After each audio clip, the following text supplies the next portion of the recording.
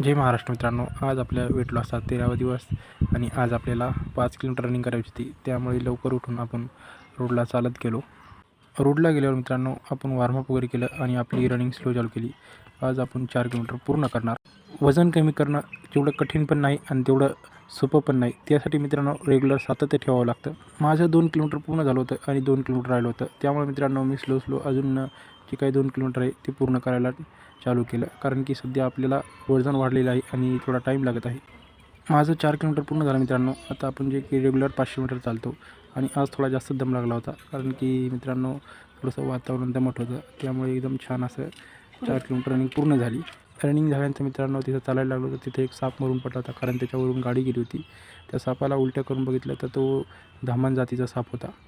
घरी आल्यानंतर मित्रांनो आपण डिप्स मारल्या, जे की 30-30चे 4 सेट मारून घेतले. यामुळे मित्रांनो आपले जे काही दंड आणि छाती एकदम मजबूत होऊन जाते. त्यामुळे जास्तीत जास्त एक सेट मारण्याचा प्रयत्न करायचा. नंतर आपलं वॉर्मअप झाल्यानंतर मित्रांनो आपल्याकडे एक पक्ष्याचा जोड आहे, जे की कबूतर. त्याला नंतर हवेमध्ये सोडून गेलं तर ते लेवळाचे कुठे गेले ते आम्हाला कळलंच झालं. तर मित्रांनो भेटूया पुढच्या व्हिडिओमध्ये. ते परत आल्यानंतर तुम्हाला नक्की कळवेल. धन्यवाद.